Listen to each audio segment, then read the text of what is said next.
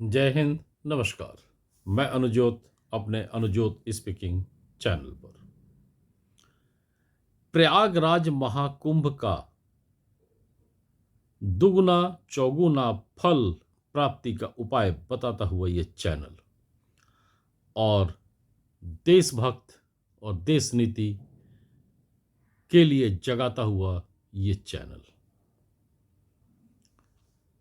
ताजा जानकारी के अनुसार 50 करोड़ से ज्यादा लोग अभी तक महाकुंभ स्नान का लाभ ले चुके हैं और लाखों लोग चारों दिशा से प्रयागराज के तरफ बढ़ रहे हैं।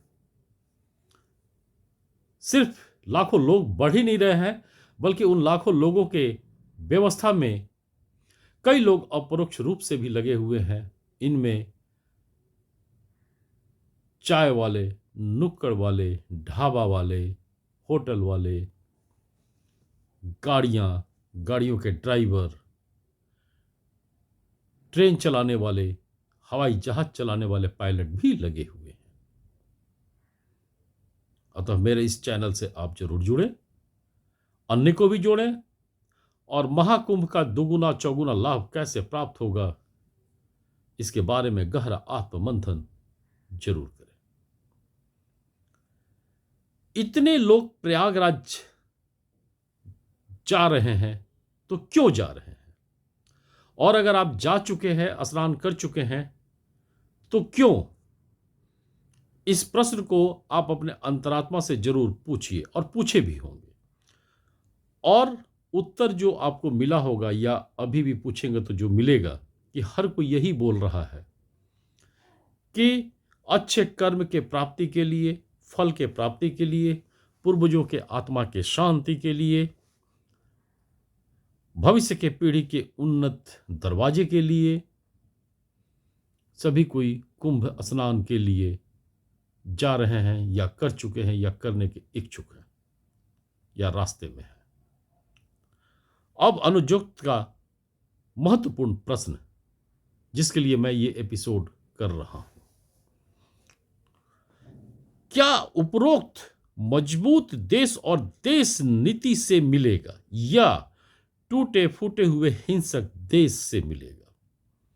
क्योंकि अखंड भारत में ही पाकिस्तान भी था, बांग्लादेश भी था, अफगानिस्तान भी था, और आज उन देशों में भी कई हिंदू आस्था केंद्र मौजूद हैं। लेकिन क्या उनकी स्थिति प्रयागराज जैसी है? क्या उन महत्वपूर्ण धार्मिक धरोहरों का मान सम्मान, रख रखाव प्रयागराज जैसा या हिंदुस्तान के तीर्थ स्थानों जैसा है? ये प्रश्न आप जरूर अपने अंतरात्मा से पूछें। पैदल से लेकर, अभी भी इस विश्लेषण पर ध्यान दें, पैदल से लेकर हवाई जहाज सफर करने वाले लोगों का जो उत्तर होगा वो मजबूत देश के बारे में होगा, देश नीति के बारे में होगा। तब अनुज्योत का दूसरा महत्वपूर्ण प्रश्न उठता है, मजबूत देश और देश नीति विध्वंसक आजादी के बाद हिंदुस्तान में किसकी जिम्मेदारी थी और आज भी किन लोगों की जिम्मेदारी है? इस विश्लेषण पर भी एकाग्रता से ध्यान दें। मजबूत देश और देश नीति जिम्मेदारी लोकतंत्र में राजनीतिक दलों की थी और आज भी राजनीतिक दलों की है। तो क्या हमारे राजनीतिक दल जितने भी आज के दिन में मौजूद हैं, उनमें से कितने राजनीतिक दल देश नीति के पक्ष में हैं, देश नीति नियम के पक्ष में हैं, और कितने राजनीतिक दल देश नीति नियम के विरोध में हैं? आजादी के बाद भी कितने राजनीतिक दल देश नीति नियम के साथ थे, संस्कृति के साथ थे, हिंदू संस्कृति के साथ थे? ये जरूर सोचें। और इस पर अब अनुज्योत का तीसरा प्रश्न उठता है, मजबूत देश और देश नीति जब राजनीतिक दल की जिम्मेदारी थी या आज भी है, तो हिंदुस्तान के पवित्र धरती पर मौजूद राजनीतिक दल में से कितने दल मजबूत हिंदुस्तान के पक्ष में दिखते हैं और कितने दल टुकड़े टुकड़े हिंदुस्तान के पक्ष में दिखते हैं। इस विश्लेषण पर भी एकाग्रता बनाए रखें और जरूर सुनें। विध्वंसक आजादी के उपरांत 169 दिन के अंदर गांधी जी का हत्या हुआ और गोडसे को दोषी मानते हुए समस्त हिंदू संगठन को भयंकर पाबंदी के गहरे गुफा में ढकेल दिया गया, जबकि शायद अनुमानित सच्चाई कुछ और है। गोडसे महोदय ने निश्चित रूप से गांधी जी की हत्या किया, पर यह सारा खेल वैसा नहीं है जैसा आज तक हम जान रहे हैं।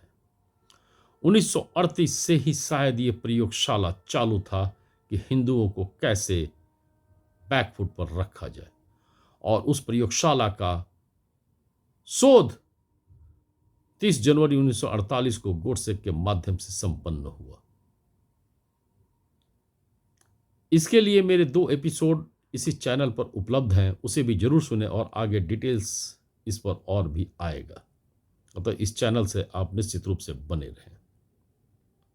अब आगे बढ़ते हैं। हिंदू संगठन के महत्वपूर्ण नेता समूह को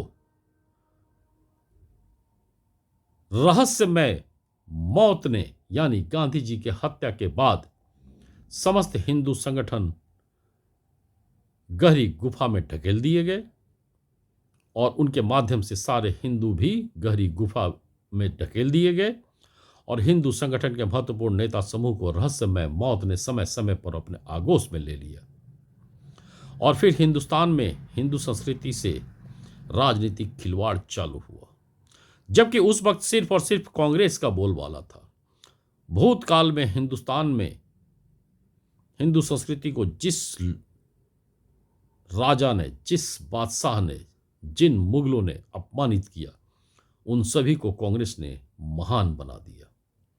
1947 के वर्तमान में जिन समुदायों ने हिंदुओं को खोज खोज कर बर्बाद किया, मंदिरों को जीर्ण शीर्ण किया, वे लोग कांग्रेस की आंखों का तारा बन गए।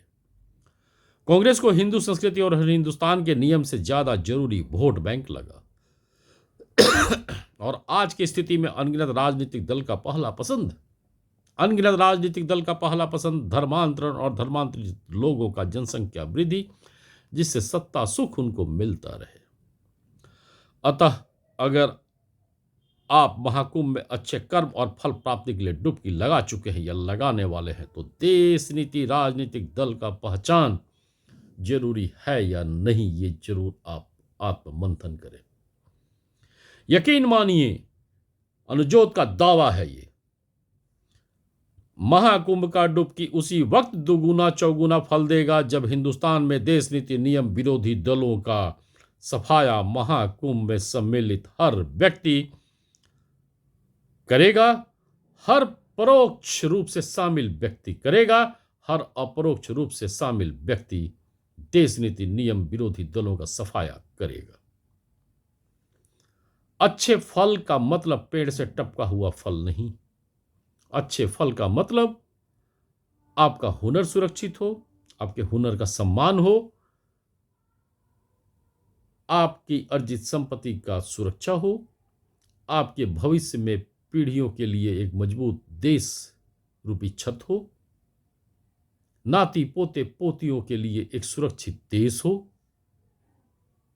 इसके बाद ही वो सारे पीढ़ियां अपने पूर्वजों के कर्मों को याद करेंगी और उनके भी भविष्य सुरक्षित हो पाएंगे और तभी महाकुंभ का असली पुण्य हासिल हो पाएगा।